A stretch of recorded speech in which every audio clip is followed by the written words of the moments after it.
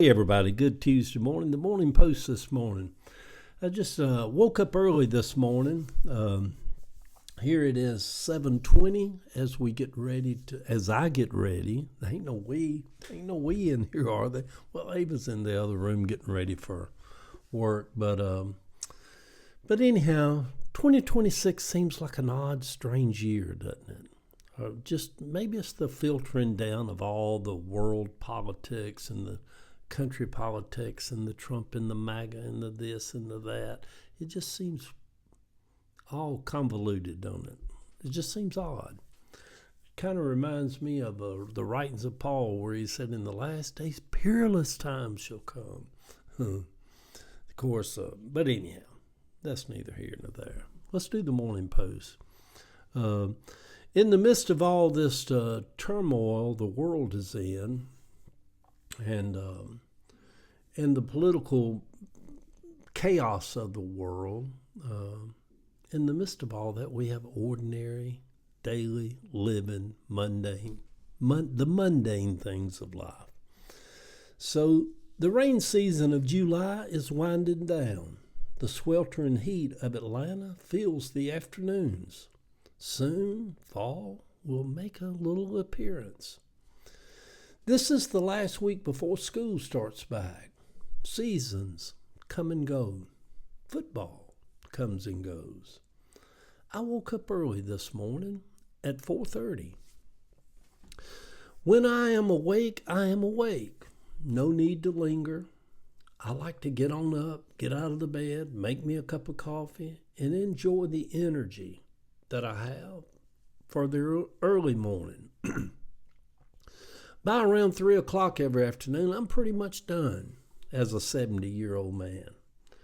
The rest of the afternoon, I just like to chill, lay low, take it easy, do nothing, eat a sandwich, eat a little bite of something, watch a little TV, make a few posts on TikTok and that kind of stuff. Low energy stuff. I guess I become like Joe Biden, low energy. Or no energy. We went back to Atlantic Station yesterday afternoon after seeing the Odyssey down at that Regal Theater Sunday. Savannah called me yesterday afternoon and said, "Papa, are you busy?" I said, "Well, not really, but I was tired." "Why?" I asked her. She said, "Would you be up for us riding down to Sephora at Atlantic Station?" She said, "I need to get a few things for when school starts back next week." I told her, I'm like, "Yeah, we could do that." So Ava and I rode over and picked her up in her house in Cabbagetown. She seems so grown up now. Where did that little girl go? She has a boyfriend now. She walks like a grown person and behaves like an adult. I told her I would buy her makeup for her. It was $245, y'all. My microphone's got erectile dysfunction with this one screw. It keeps falling on me. Hold up, baby, hold up. I told her I'd pick up the tab for her makeup. It was $245 for just a few little items. So now I have to spend the same amount on Chance. I've always had this rule of thumb. Whatever I do for one, I'll do for the other, And that way that's just. When I told Jill I picked up the tab for her makeup, she said, "Thank God." She's like, "Daddy, that girl's just about broke me with going back to school clothes." Then Savannah wanted us to stop by Publix and let her grab a few things, so her mama would have something to eat when she got home. So Jill won't never get home to about 8 o'clock every evening. Savannah seems to do most of the grocery shopping now that her mother works a lot. 3 cases of water. At least I think water is good. So they're doing that right. They're drinking plenty of water. Savannah said, "We go through a lot of water, Papa." It is hard to believe that on her next birthday that she'll get her learner's license. It is odd how a grandparent has the same deep ties of love for their grandchildren. Every bit as much, for me, as I have for my regular children. I have been a good pawpaw. I can say that with confidence.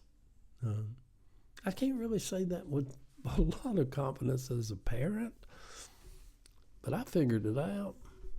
For a granddaddy, a pawpaw, yeah, I've done good.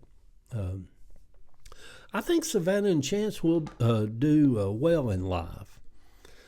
In today's times, I think it is more important than ever that the two of them go to college and get educated, or more highly educated. Times are different now, y'all. I don't know how people make it used to be. Old people like to talk about used to be. Used to be, if you got on that Chevrolet plant or somewhere over in Lakewood or Colonial Bakery or Atlanta Dairies down on Memorial Drive, you got in there on one of them little jobs, even without a high school education, you could do fairly well. Buy you a little house in Jonesboro, raise a family up. Man, I don't know how people do it nowadays on working at a Church's Chicken or a Walmart or Target. Nothing wrong with all them jobs. How do you buy a house? How do you live? They need to go to college. They need to try to pick a career that AI ain't going to snatch their job away from them. It is the ordinary, mundane things of life that is the seasoning of life, actually. Just like an afternoon, sometimes I'll just sit out in my garden, nothing to do, piddle a little bit on TikTok or sit there and just watch Boom Boom playing around in the yard. Just the ordinary things of life. It's the seasoning of life. An evening of being with a teenage girl who needs makeup. Back in Pentecostal days, people didn't believe in all that makeup and lipstick and stuff. We take all that with us all through our lives. Even, Is saying or thinking, my God, everything's so expensive. Is that just an old age thing? Is that just what old people would do anyway? Because everywhere I go, from Publix to Sephora to Regal Theaters, my God, everything's so expensive.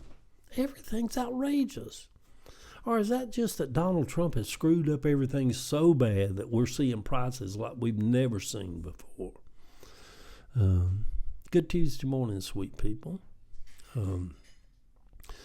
It crosses my mind sometimes that this is the time to make memories for my grandkids. I've taken them to New York City several times. The first time I took chances Savannah to New York City, we walked from Chinatown all the way back to Times Square. I believe it was a long day. I drug them all across New York City. And Savannah's impression of Times Square was, she's like, Papa, I feel like I'm inside a movie studio and I'm in the movie. So much going on. And Chance says, New York smells like onions to me. I'm like, well, those are two diverse feelings of New York City. But anyhow, it crosses my mind sometimes that this is the time to make memories for my grandkids. Their memories, not my memories.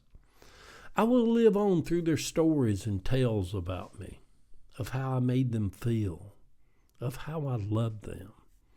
One day, Savannah and Chance will tell their grandkids about their pawpaw. Life is strange when you think about that.